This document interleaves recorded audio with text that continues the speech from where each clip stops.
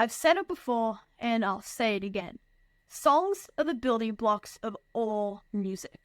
Even though scales are the building blocks of chords. The amount of songs that just 5 chords can unlock will probably surprise you, which is why in this video, I'll give you the 5 essential chords that all beginners need to know, based on a few factors, such as difficulty or ease, how much it can actually improve you as a guitar player, and obviously the amount of songs they unlock.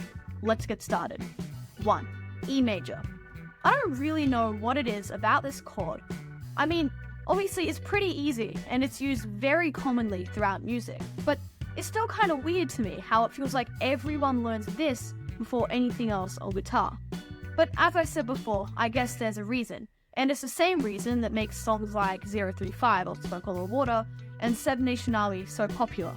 If it sounds good and if it's easy, then beginners will love it.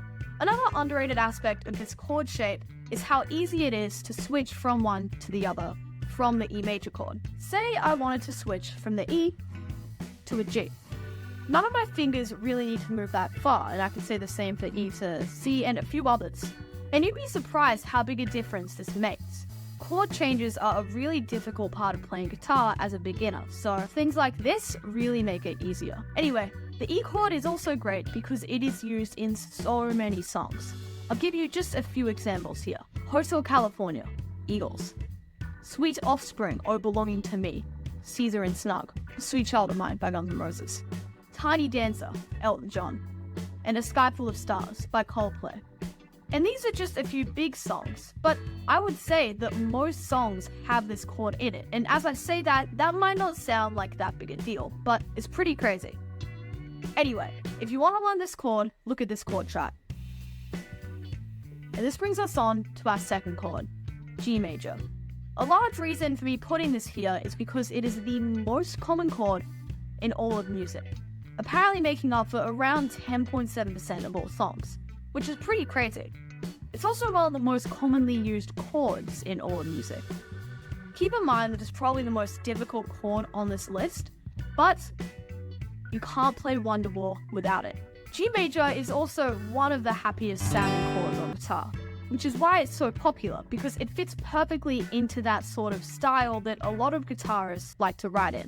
And again, it is probably more difficult than any other song on this list, and it's more difficult than a lot of other open chords, but it is so worth it.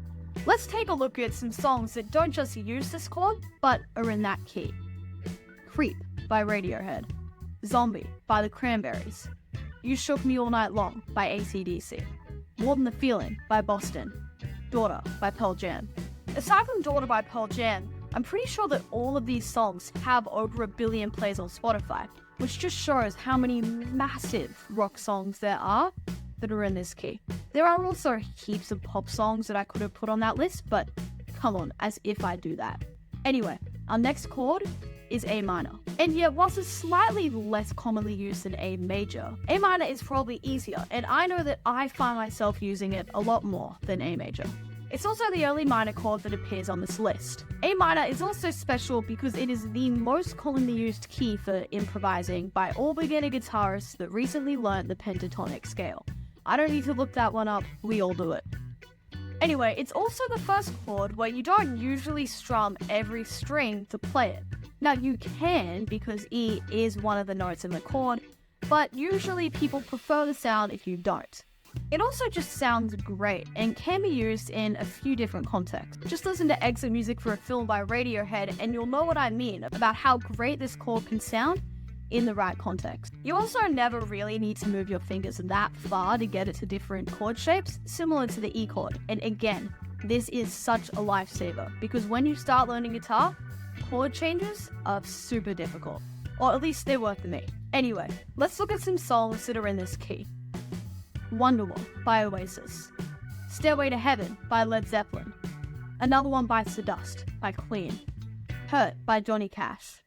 Eye of the Tiger by Survivor. So yeah, basically some of the biggest rock songs ever.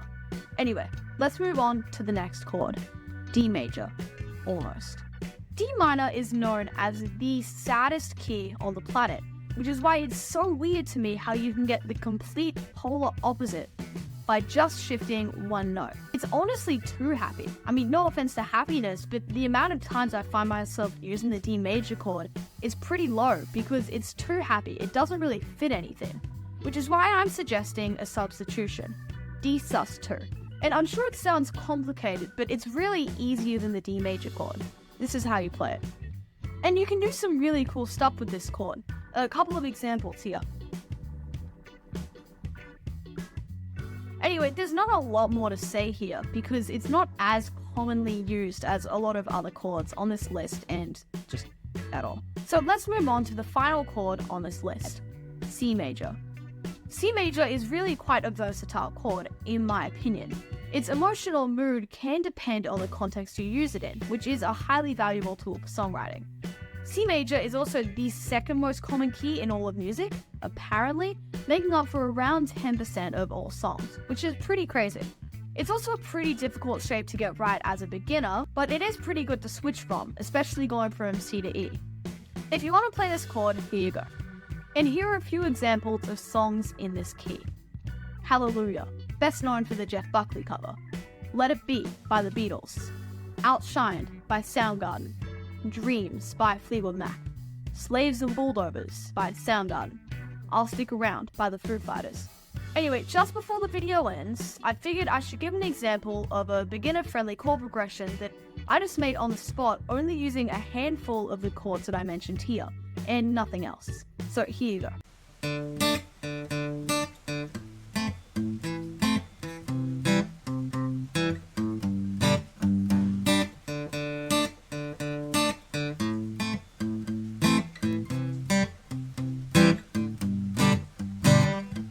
Anyway, that's all. Have a great day.